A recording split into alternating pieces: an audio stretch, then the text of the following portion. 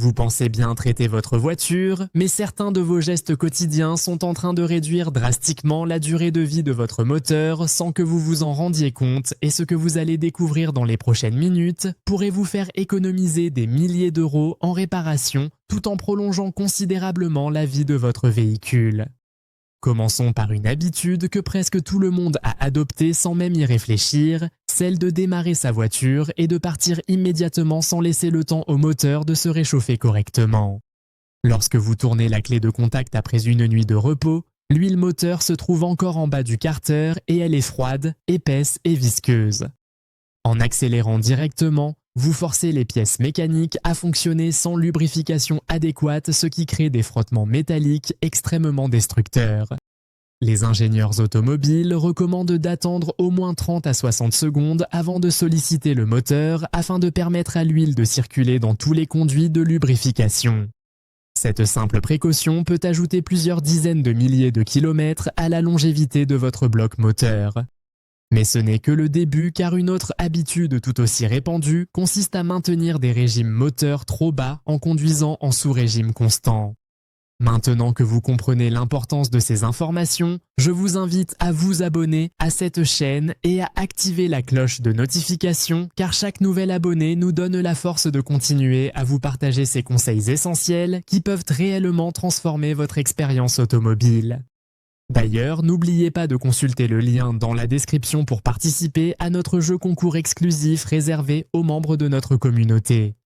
Revenons maintenant à cette habitude de conduire en sous-régime qui use prématurément votre moteur de manière insidieuse.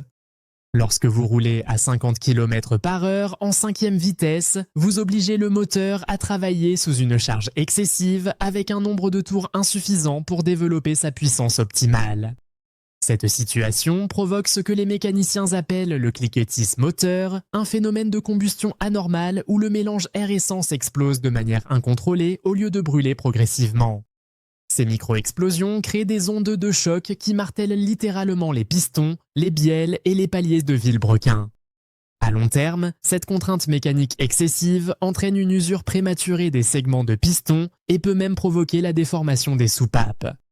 La solution consiste à rétrograder d'un rapport lorsque vous sentez que le moteur peine ou vibre anormalement, permettant ainsi au régime de se situer dans la plage de couple optimale, généralement entre 1500 et 3000 tours par minute pour un moteur essence. Parlons maintenant d'une habitude particulièrement destructrice que beaucoup de conducteurs adoptent sans en mesurer les conséquences, celle de négliger les intervalles de vidange recommandés par le constructeur. L'huile moteur ne se contente pas de lubrifier, elle nettoie également les impuretés, régule la température et protège contre la corrosion.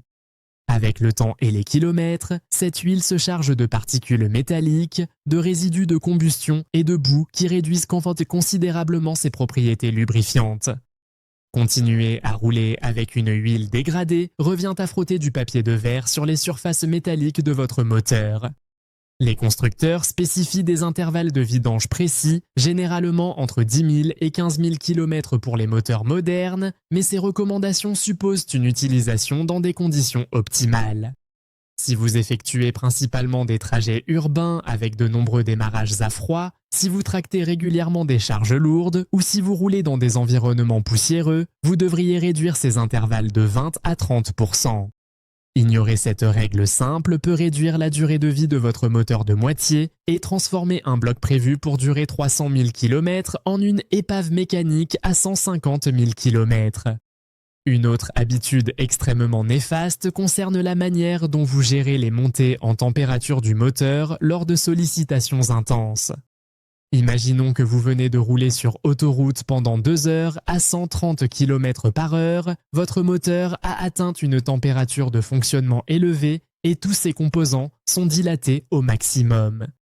Si vous coupez immédiatement le contact en arrivant à destination, vous privez brutalement le système de refroidissement de sa capacité à évacuer la chaleur résiduelle.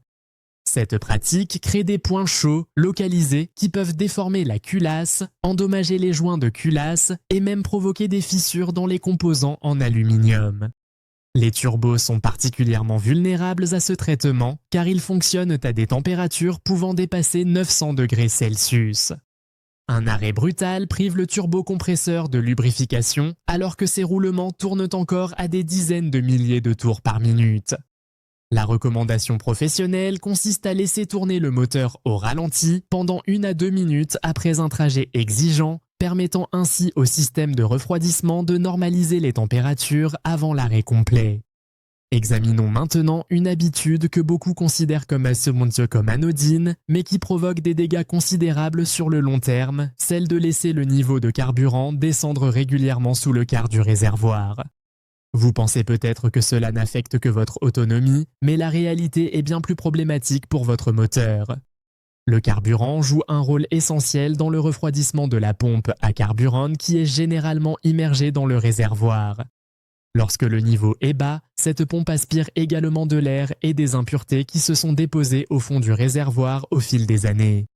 Ces particules de saleté passent ensuite à travers le système d'injection et peuvent obstruer les injecteurs ou endommager leur mécanisme de pulvérisation de précision. De plus, une pompe qui fonctionne à sec s'use jusqu'à 3 fois plus rapidement qu'une pompe constamment immergée dans le carburant.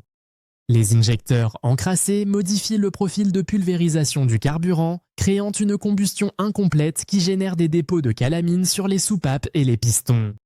Cette accumulation progressive réduit le tox de compression effectif du moteur, diminue ses performances et augmente considérablement sa consommation de carburant.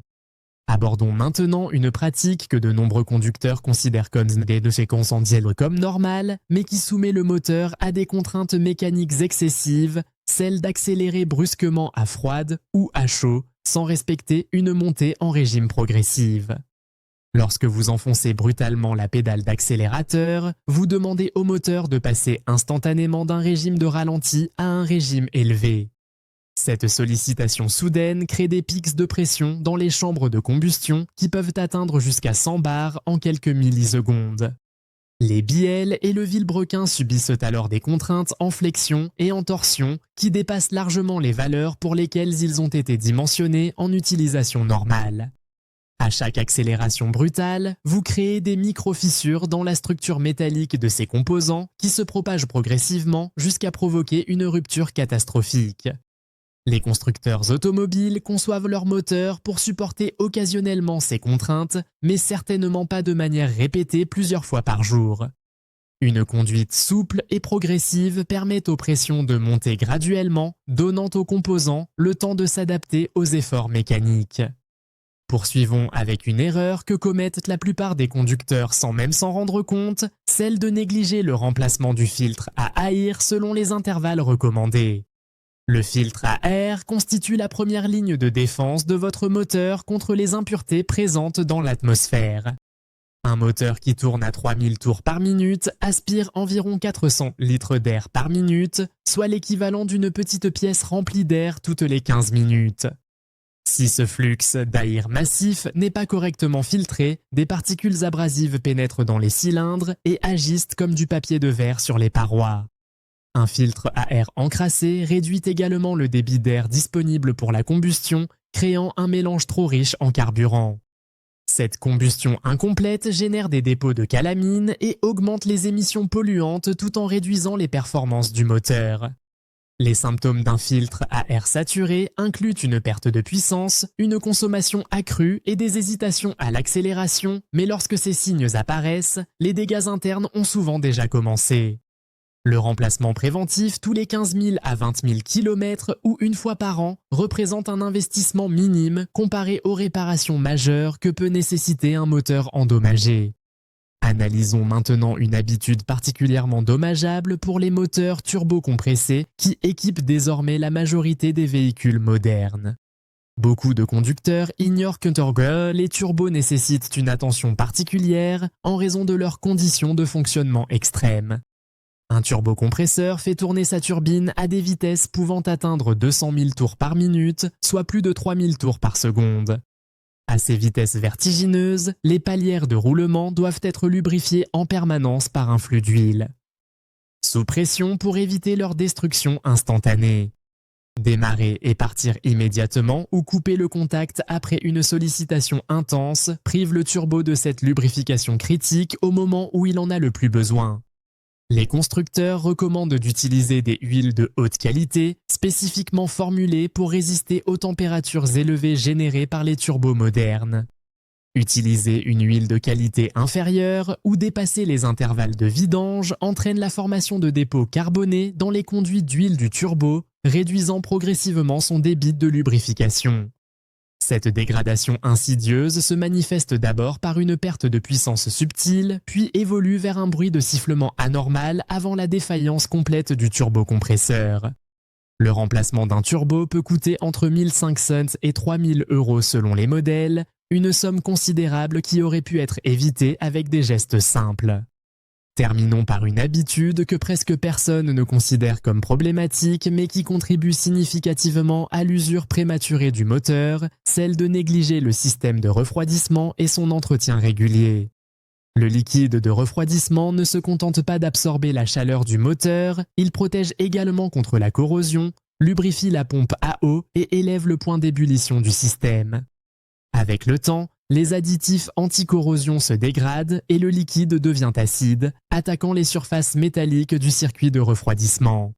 Cette corrosion génère des particules qui peuvent obstruer les passages étroits du radiateur et du bloc moteur, réduisant l'efficacité du refroidissement. Un moteur qui fonctionne même légèrement au-dessus de sa température optimale subit une usure accélérée de tous ses composants.